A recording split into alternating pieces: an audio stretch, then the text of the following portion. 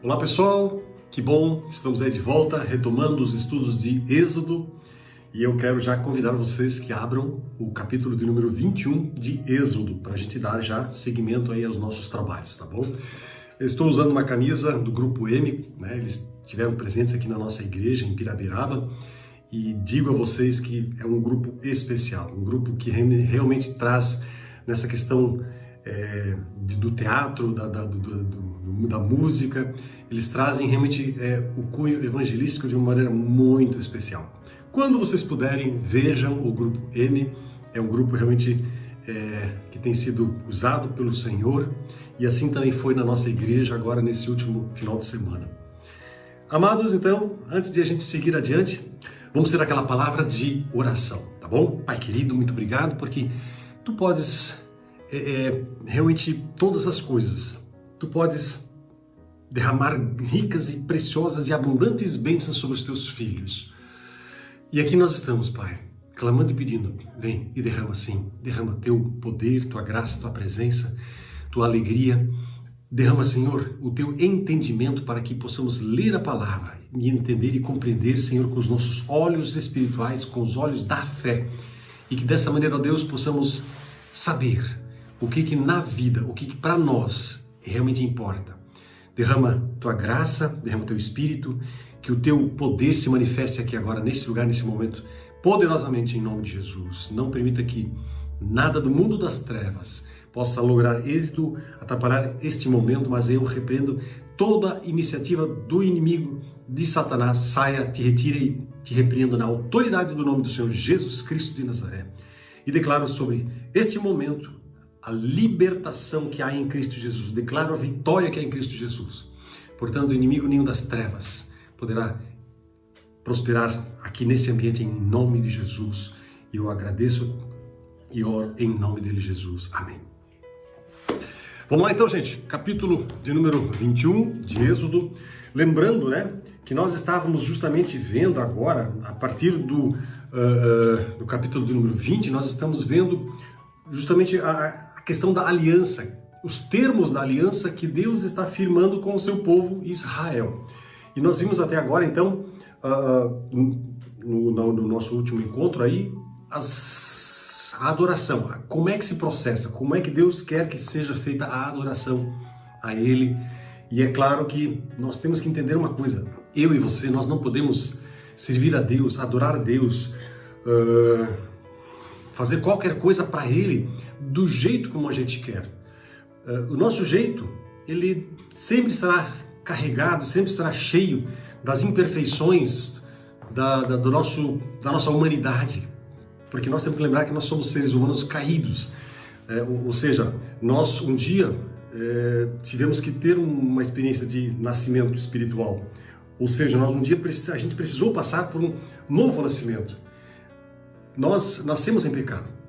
E mesmo quando o novo nascimento entrou em nós, quando Deus nos renovou, quando Deus transformou o nosso coração de pedra num coração de carne, ainda assim, né, esse coração ele continua ainda cheio das imperfeições advindas dessa queda.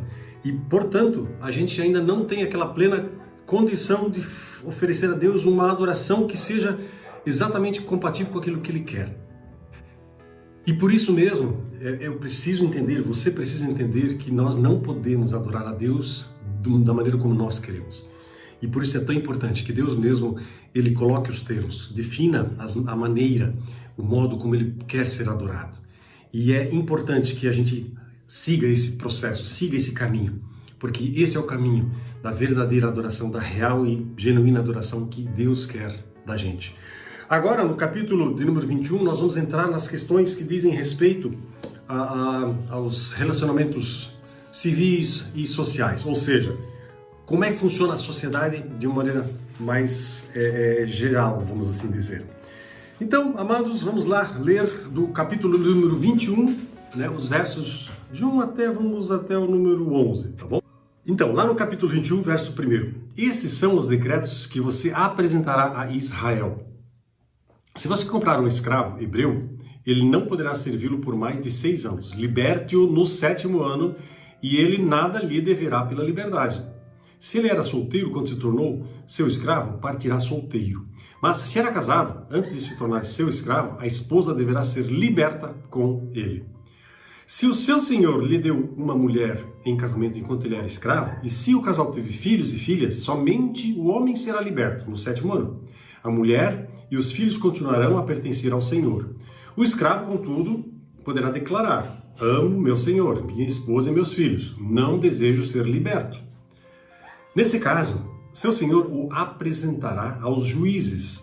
Em seguida, o levará até a porta ou até o batente da porta e furará a orelha, dele com um furador.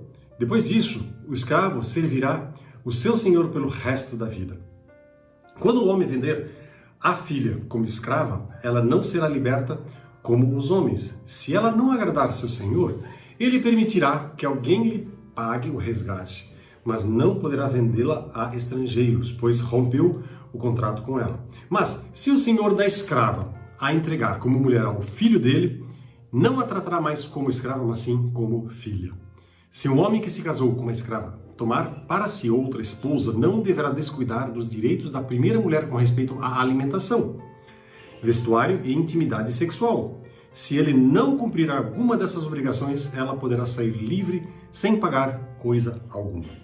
Pois bem, amados, dito isto, aqui nesses versículos nós estamos falando sobre a questão do escravo israelita. Essa lei trata dos escravos hebreus. Os escravos estrangeiros não estão considerados aqui. Eles serão considerados lá em Levítico capítulo 25, os versos 44 a 46.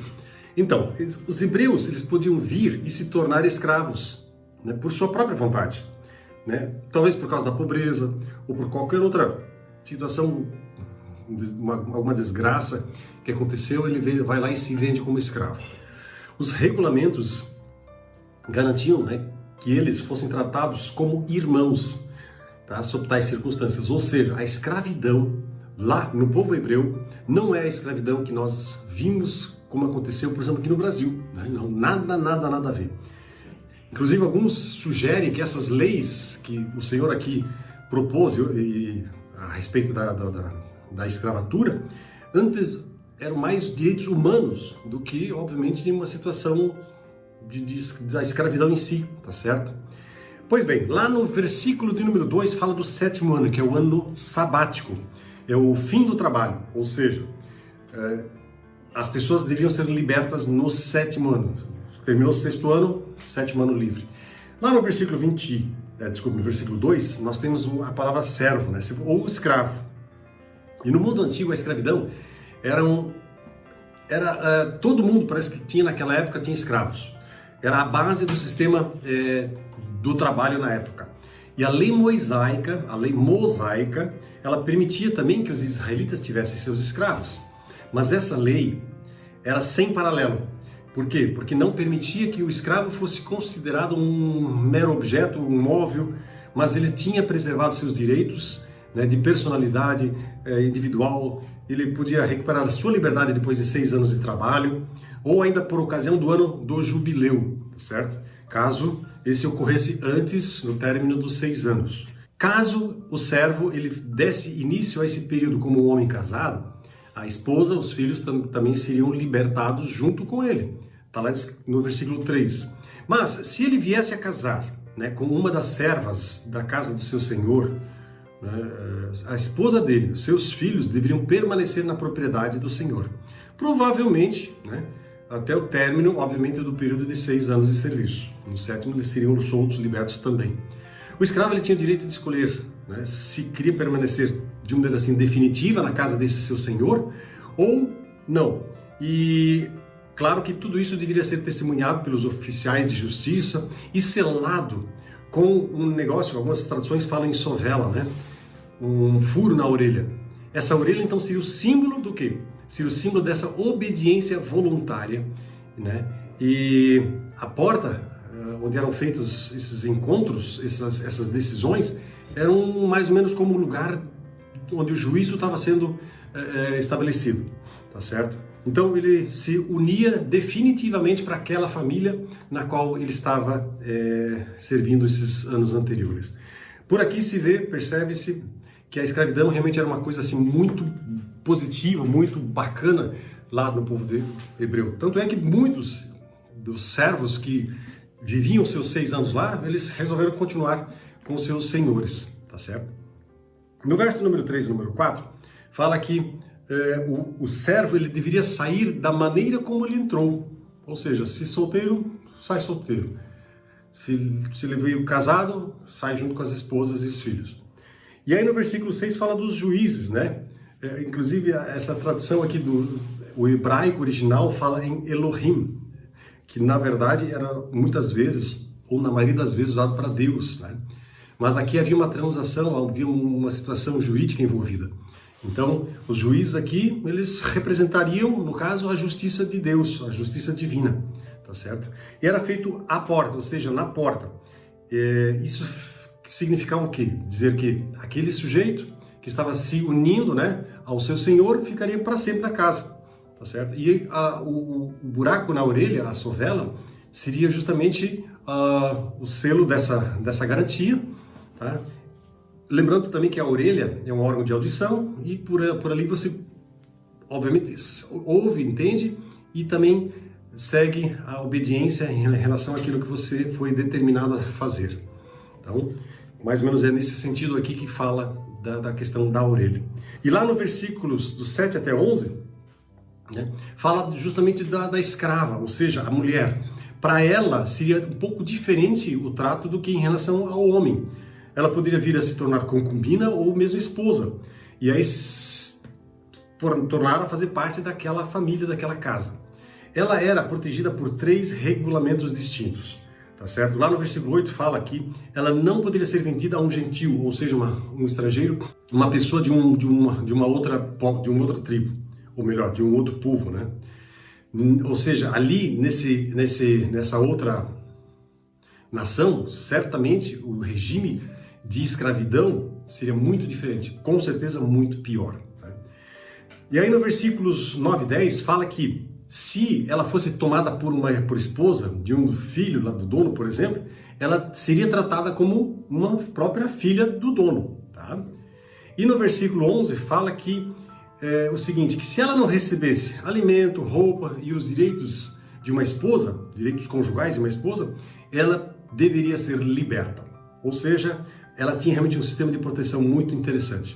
Tá certo? O pai, né, que talvez por causa dessas circunstâncias fora assim forçado muitas vezes a dispor da sua filha, ele não iria vender a sua filha para uma escravidão cruel, não. Mas enviava a sua filha para uma casa onde ela seria tratada tão bem como ela seria tratada dentro da sua própria casa, né? E aí no versículo 11 fala, né, essas 3 coisas, ou seja, talvez esteja se referindo aos 3 deveres que foram tratados ali no versículo 10, ou ainda aos 3 cursos que foram nomeados acima, isto é, casar-se com ela, casar com o filho ou transferi-la para outro hebreu, tá? Muito bem, vamos seguir adiante na nossa leitura. Lá nos versos 12 a 17 fala dos pecados, ou melhor dizendo, dos crimes capitais. O que são crimes capitais? São crimes que envolvem, né, uma punição severa, como por exemplo a pena de morte, pena capital, tá? Então aqui a santidade da vida, ela se destaca. Obviamente, porque todas essas leis, as quais estão sendo tratadas aqui, elas mostram que havia realmente uma necessidade de uma caminhada pura para o povo de Deus. Homicídio não poderia fazer parte da rotina do dia a dia do povo de Deus, de maneira nenhuma, tá certo? Então aqui a santidade, ela tem uma relação aqui com o homicídio, com o rapto, com algumas formas de dolência. Deus quer refrear essa violência dos homens pecadores, porque Deus, ele entende que a justiça tem que ser estrita, vamos assim dizer. Vamos ler então? No versículo 12 até o 17. Quem agredir e matar outra pessoa será executado. Mas se for apenas um acidente permitido por Deus, definirei um lugar de refúgio para onde o responsável pela morte possa fugir. Se, contudo, alguém matar outra pessoa intencionalmente, o assassino será preso e executado, mesmo que tenha buscado refúgio em meu altar. Quem agredir seu pai, sua mãe, será executado. Quem sequestrar alguém será executado, quer a vítima seja encontrada em seu poder, quer ele a tenha vendido como escravo. Quem ofender a honra de seu pai ou de sua mãe será executado. E assim por diante. Vamos até aqui, até o versículo 17. Então, amados, falamos sobre a questão da santidade, e a santidade tem uma relação direta com essa situação aqui, né? Nós vimos então que quando ele fala, Deus trata aqui tanto do pecado que é feito com dolo, como também ele trata do pecado, ou melhor, do homicídio, que é feito sem intenção de matar. Quem ferir, versículo 12, né? O assassinato, como resultado de premeditação, ele é distinguido do homicídio involuntário. Para esse último, haviam lugares de refúgio, cidades de refúgio, onde aquele homicida que matou involuntariamente poderia estar a salvo dos vingadores, né? Porque os parentes poderiam vingar a morte daquele sujeito lá. Até que o caso viesse a ser julgado, ele poderia permanecer naquela cidade.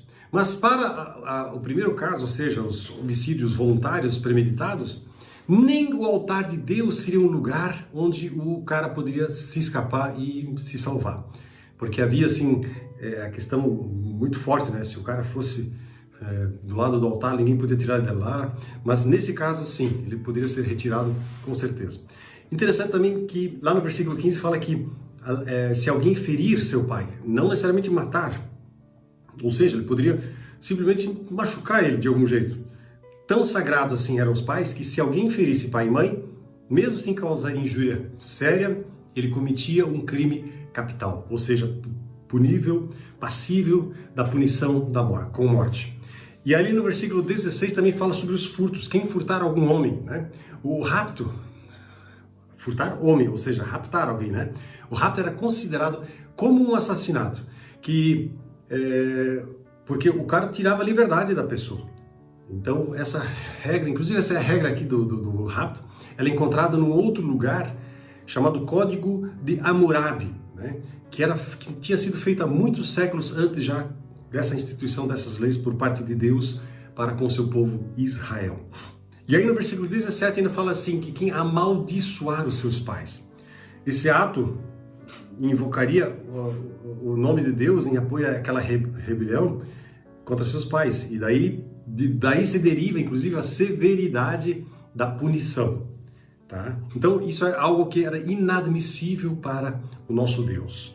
Pois bem, amados, vimos agora algumas coisas bem interessantes no que diz respeito aí a parte da sociedade, a parte dos escravos, das escravas, né?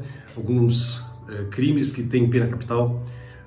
Sabe, gente, eu fico impressionado quando leio essas coisas, porque a gente percebe que o sistema que Deus ele dá para seus filhos, ele é em muito superior àquilo que o mundo tem para oferecer. Mesmo o Código de Hammurabi, que era assim muito bacana, era muito interessante, ele realmente dava direitos para as pessoas, mas ainda assim, o que Deus tem para oferecer é muito mais, é muito melhor e é muito bacana. Então, para nós fica uma lição que eu creio assim, né? Eu creio que cada um de nós poderia também adotar isso. O que está escrito na palavra, gente, merece toda a nossa atenção, toda a nossa consideração, todo o nosso amor, porque ali nós temos sim um código de conduta, um código de vida excepcional que não existe em nenhum lugar desse universo. Você pode ir para qualquer religião, para qualquer doutrina, você não vai descobrir em nenhum lugar, né, uma lei tão perfeita como é a lei do nosso Deus. Vale a pena segui-la. Amém? Como é que você tem feito na sua vida? Você tem seguido os mandamentos do Senhor, tem obedecido a Ele com alegria no coração? Porque senão precisamos rever algumas coisas, né? Quem sabe quando falta alegria para seguir os caminhos de Deus, muitas vezes falta, na verdade, a gente se entregar realmente e 100% a Ele. Então, é o meu convite, é o meu clamor, é a minha súplica, que eu e você, nós possamos nos lançar aos pés do Senhor, integralmente, 100%. Amém? Vamos terminar orando. Pai querido, muito obrigado por esse momento tão gostoso em que a Tua palavra, Senhor, ela pode ser lida, e obrigado porque Tu nos fazes entender e compreender o grande amor que Tu tens para conosco. Obrigado, Pai, porque Tu não nos deixastes órfãos, Tu não nos deixastes soltos, livres, mas Tu deixaste com a gente mandamentos, leis que na verdade visam o nosso bem, jamais visariam outra coisa senão a nossa plenitude, a nossa alegria e a nossa paz. Muito obrigado por isso. Perdoa-nos, porque por muitas vezes, Senhor, a gente não segue os teus caminhos, os teus mandamentos. E, de fato, quando a gente age desse jeito, a gente quebra a cabeça. Perdoa-nos e permita, Pai, que possamos andar como te agrada. Eu oro pela vida de cada um que está junto comigo, meditando nesta palavra, em nome de Jesus Cristo. Amém. Fiquem na gostosa paz do Senhor. Amém?